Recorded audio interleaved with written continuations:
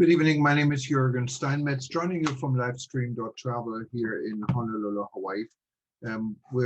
Today we're following the story of yesterday's incident on a United Airlines flight from Denver to Honolulu, when shortly after takeoff, this flight got into trouble and engine parts were raining over Broomfield in Colorado.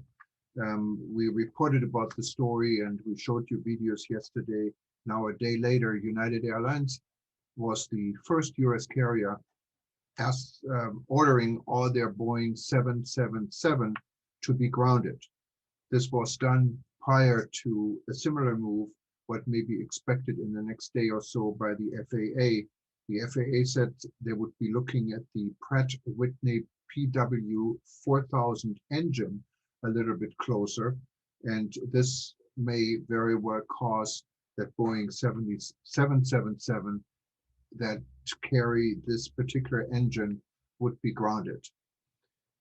Also, in addition to this incident yesterday, it was revealed today that two other incidents, one also on United on a flight from San Francisco to Honolulu back in 2018, a flight with 378 passengers on board, had similar issues halfway over the Pacific and landed in Honolulu with a damaged engine. We'll show you some of these pictures.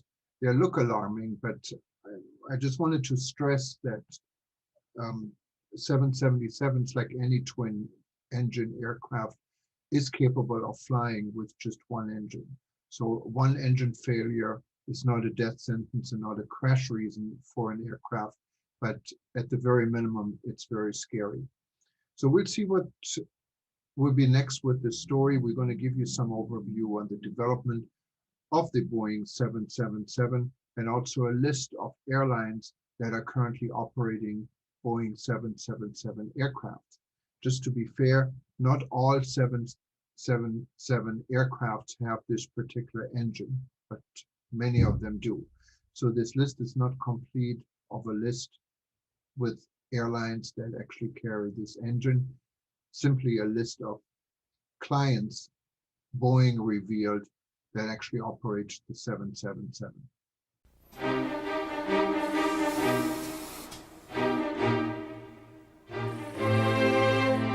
It would be one of the most complex machines ever built. It would take 10,000 people and nearly 5 years to build it. It would cost an estimated $5 billion. Success was anything but certain. The plane would contain more than 4 million parts, supplied by contractors around the world.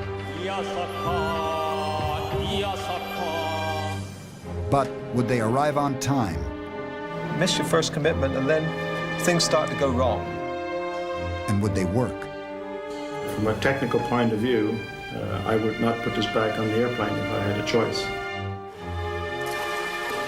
Nothing could be left to chance. 154. This would be the most tested airliner in aviation history. Eventually, lives would be at stake. There's an apprehension anytime you change technology. To make it all work, the company would reinvent itself from the inside out. And all of this would have to happen at a time when the world's airline industry was in recession. If the 777 were to fail, the company's future was at risk. Success would keep Boeing ahead of the competition for decades to come. This plane would be built to set a new standard for commercial aviation. This is the story of the building of a 21st century jet.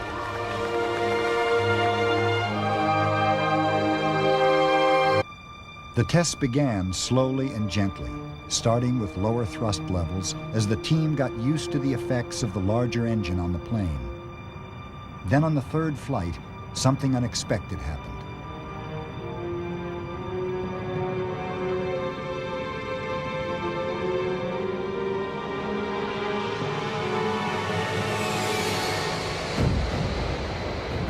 The dramatic explosion was something called a surge. It was similar to a car engine backfiring, and it happened because the pattern of airflow through the engine was badly disrupted. What happens, and particularly at high power, it's very noticeable in the flight deck. It's a very large explosion that you hear. It's like a shotgun going off. Usually there's a motion in the airplane where the airplane will turn slightly into the engine that surges. The takeoff surge that we had on RA-01 was certainly an unexpected surge. You never expect the engine to surge at its takeoff power during rotation. That's not something that you want to ever see. The 777 was 7 months from its first flight, and Boeing and Pratt knew they had to work quickly to find the cause of the surge and fix it. And the engine that was installed on the 747 had been through a very severe series of tests, including a number of stalls where we intentionally forced the engine to act abnormally. We had stalled this engine over 50 times before we flew on the 747. And we took away some of the goodness, some of the surge margin in that engine. So when we flew on the 747, the engine was in a degraded state. It wasn't a new representative engine, it was a damaged engine that had been worked very hard. And we got an answer from that test program that said, that's not a wise thing to do. For many of the engineers, the surge was a setback. Alan Mullally insisted on seeing problems uncovered during testing in a positive light. It was a gift, which was good news. It was a good piece of data. And following analysis of the engine and looking at the test data that we gathered, we realized that the case that surrounds the fan blades needed to be a little stiffer because it was moving a little bit more than what we had in the design, and that allowed a little bit too much clearance between the tip of the fan blades and the case, which allowed the fan blades to stall just like an airfoil.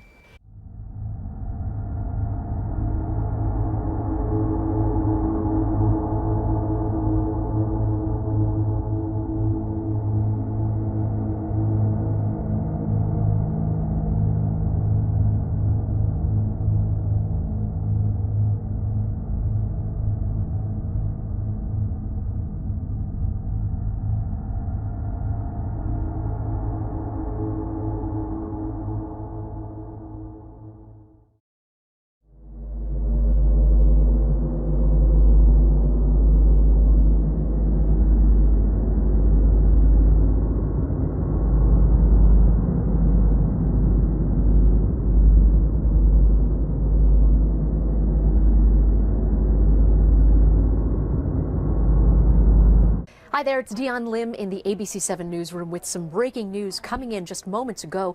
A United Airlines flight has landed safely in Hawaii after one of its engines failed over the Pacific. This is a flight that originated in San Francisco. Now, I want you to take a look at this video. This was actually a damaged engine photo taken by Eric Hadid that he tweeted from that United Airlines flight 1175.